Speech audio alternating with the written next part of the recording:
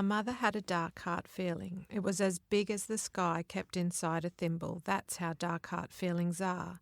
They have great volume but can hide in small places. You can swallow them with a blink and carry them inside you so no one will know.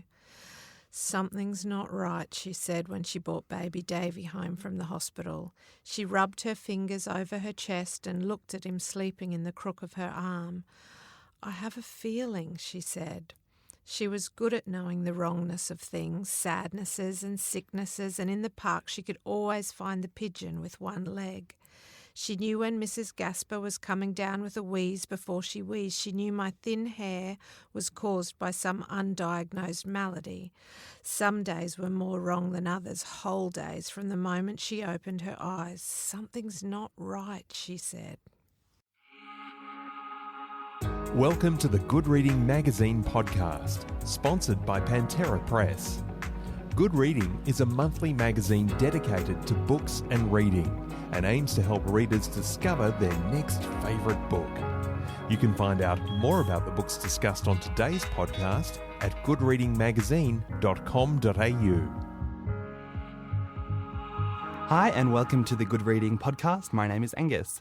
You just heard Karen Foxlee reading from her new kids' novel, Lenny's Book of Everything. The narrator, Lenny Spink, is in 3rd grade and has an obsession with beetles, from giant Goliaths to the little ladybird she finds on a rosebush and slips into a matchbox. Lenny says her mother, Cynthia, is made up exclusively of worries and magic, and Lenny's little brother, Davy, has a mysterious ailment that means he can't stop growing. As Davy rapidly grows taller, his condition begins to jeopardise his health. But here to distract the Spink family from money woes, thinning hair, and Davy's toes bursting through the ends of his shoes is Burrell's build-it-at-home encyclopedia.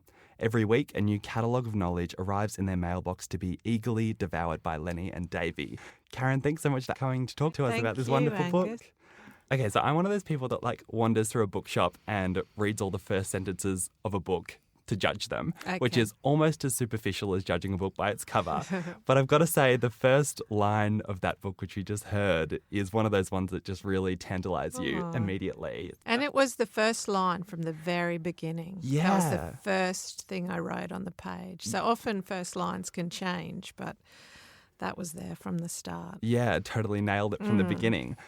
So was it one of those cases where you just sort of wrote that line and built the story around it, or did you have some other things going beforehand? I had a very strange collection of ideas about a decade ago, and I just had an idea for a boy who kept growing, and it had to somehow involve an encyclopedia set, because I have a lot of memories about encyclopedia sets, which just seemed like such an odd collection of ideas, but I really liked them, and I sat down and I tried to write and they wouldn't work. So I gave up, put it away, and then those ideas started to call me again while I was doing the editing work on my last book, A Most Magical Girl.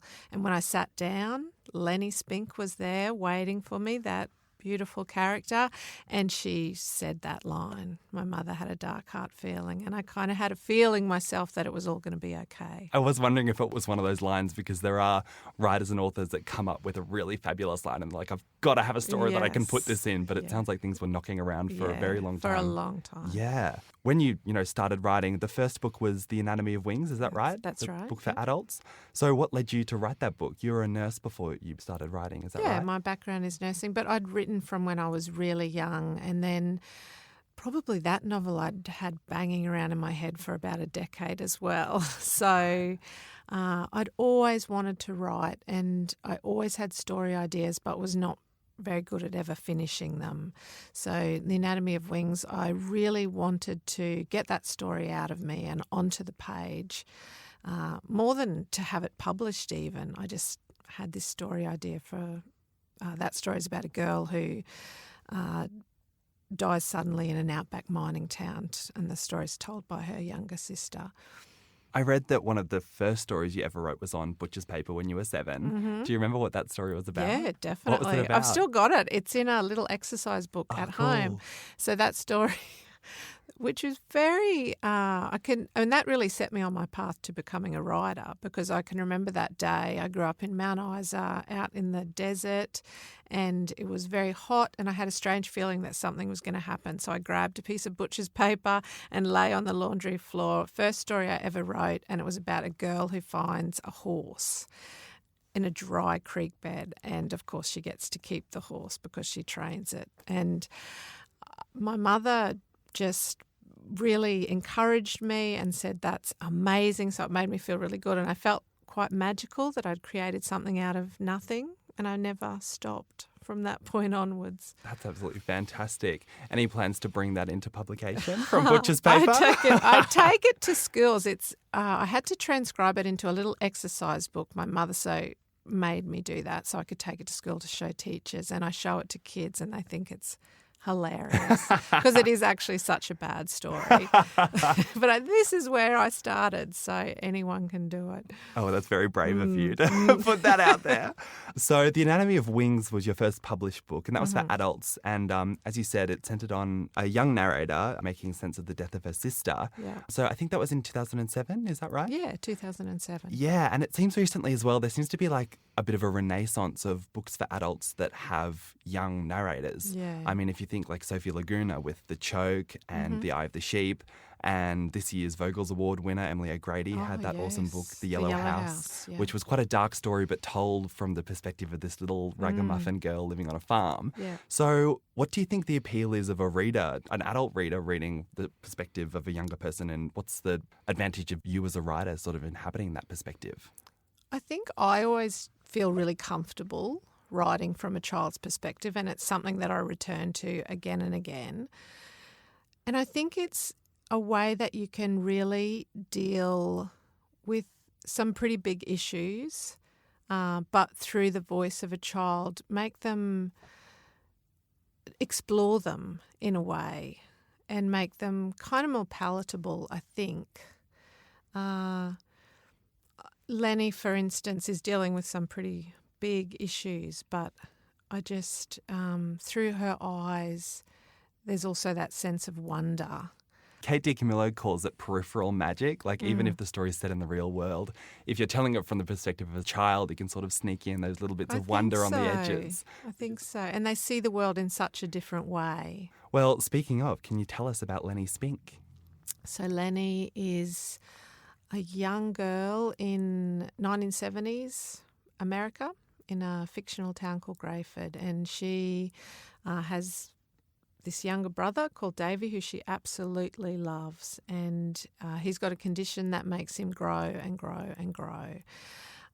So she's pretty protective of him, and also deals with lots of issues because he's quite different. So, you know, she deals with some pretty big issues. She feels ashamed of him sometimes, and worried for him and worried for what's going on in their life.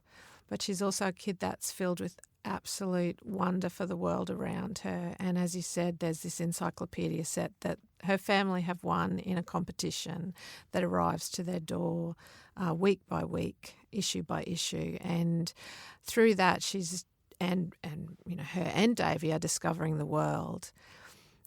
And she falls in love in the bee issues with beetles, and she has her heart set on becoming a beetle expert when she grows up, and she spends a lot of time thinking about beetles. And she's just an incredibly brave, kind of quite fierce character, I think. Yeah, absolutely. Plucky. Yeah, definitely. So she's 11 in the novel. What was life like for you as an 11-year-old in Mount Isa? It was good.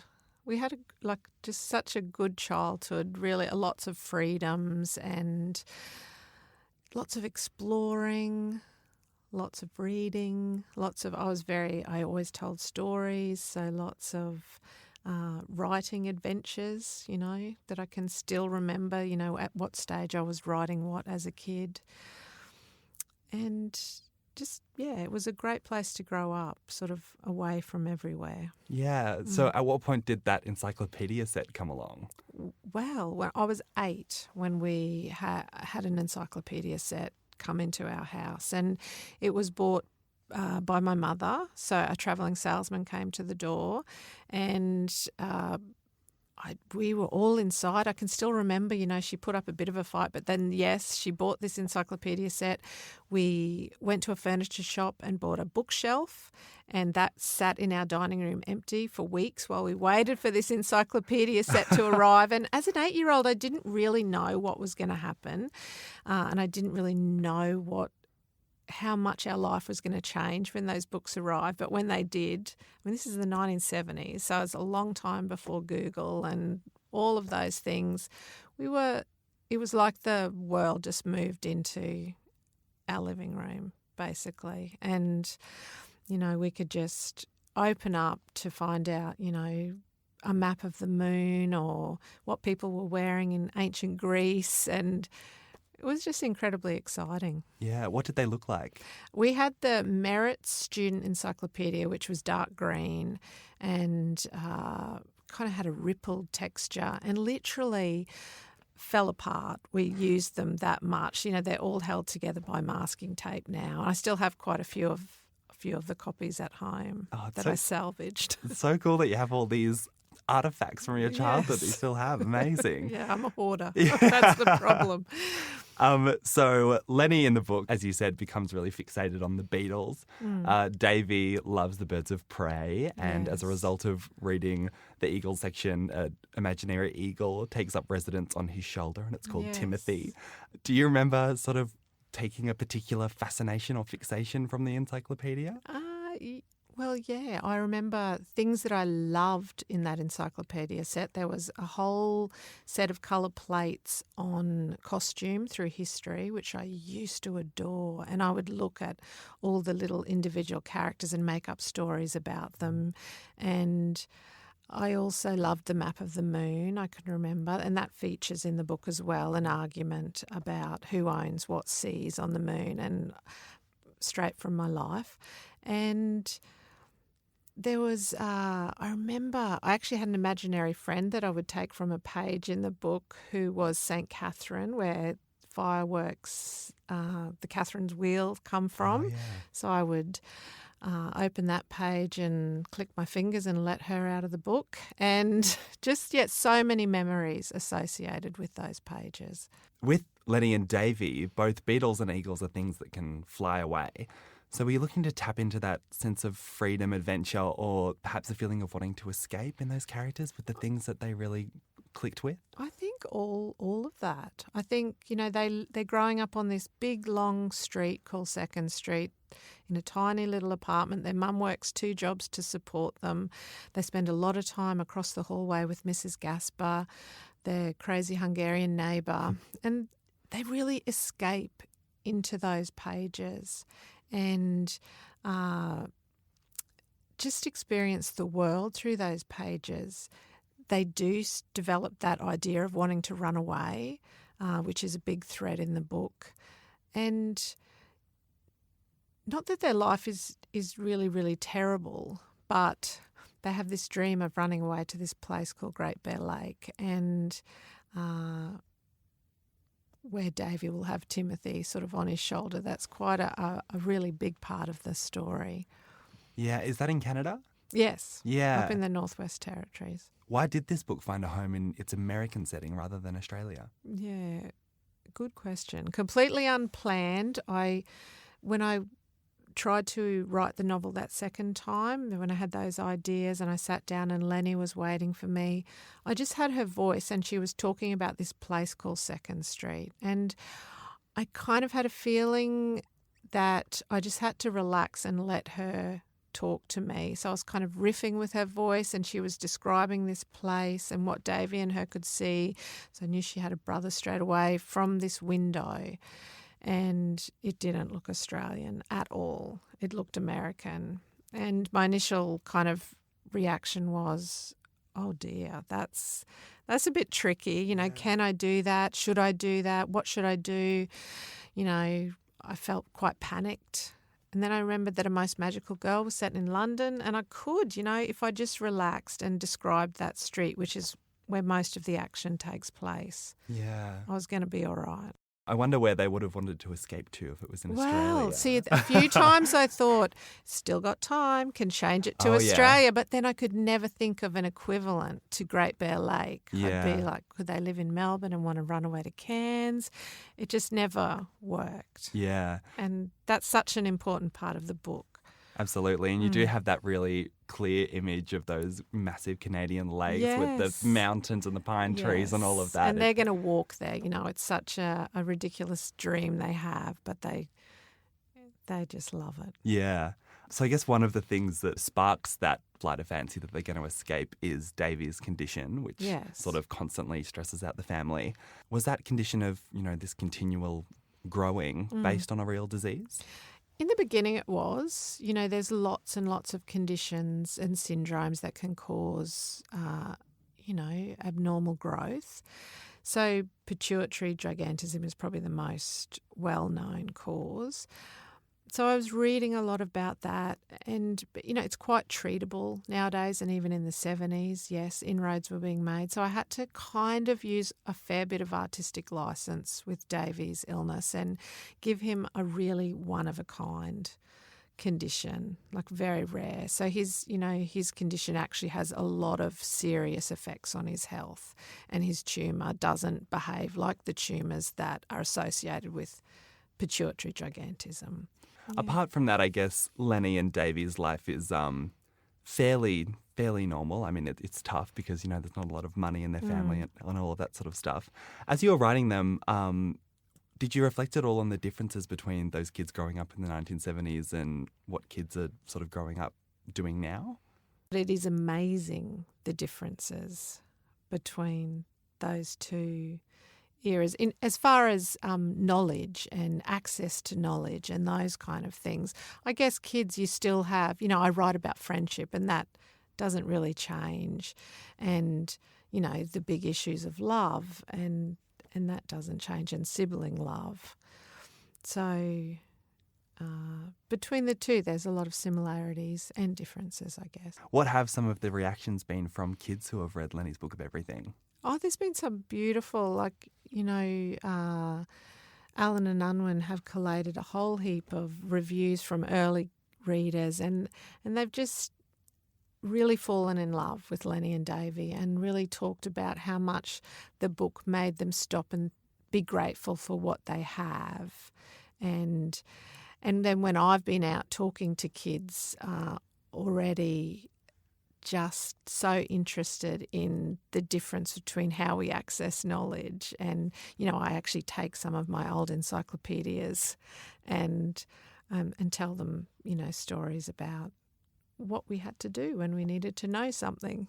Yeah. Which they find really fascinating. Yeah, like do they get the wonder that Lenny and Davy feel at this encyclopedia when they've grown up in a world where, everything they want to know is at the end of their fingertips? Exactly. Well, I think they're really interested in it. Definitely. I wonder if there's an encyclopedia publisher out there going, thank God. So, there's some kids that are going to be interested in print encyclopedias. Oh, my God. So you predominantly write kids' books. Do you read a lot of kids' books as well? I do. I have a 10-year-old. So I spend, lately my reading habits have been mostly based around reading with her. So lots and lots of kids' books. And, kids' books from my past as well as stuff that's out now. Okay, what are some of the past ones that you've been dipping We into? have been doing all the Pippi Longstockings, which they've stood the test of time. Mm-hmm. They're still as funny as they were when they were read to me. Recently we did The Doll's House by Ruma Godin, which is beautiful, and we wept at the end of that. So very moving and beautifully written stories. But other things haven't worked. Enid Blyton, which I grew up on a steady diet of Enid Blyton, just, not interested at all. Okay, everyone's got a taste. Okay. I thought, come on, laugh. You must laugh. Yeah. But no, not funny at all, Okay. apparently. Reading your book, you can really get a sense of your style and how, I don't know, it just seems so nostalgic and whimsical, but very, very emotional as well. Do you think there are any authors or books that sort of inspired you or nudged you towards that sort of style? I always feel that it comes from in here, and it's a big puzzle in my heart, and it's a big puzzle that I have to solve each book. And sure, I think a lot of books have shaped probably the way that I write and authors that I've admired, but I think I've always just tried to stay very true to my own style. Yeah. I think. Yeah. Ever since you were 7 with the butcher's paper. Yes. Yes. It's the journey from then. Fantastic. Well, I've asked everything I wanted to, Karen. Thank you so much for Thank coming in and you. chatting to us about this awesome, wonderful book. I hope heaps of people read it. Thank you. You're welcome. Thanks, Angus. Lenny's Book of Everything by Karen Foxlee is published by Allen & Unwin. It's out now and you can get it from all good bookshops, including Good Reading's online bookshop at goodreadingmagazine.com.au. Thanks for listening.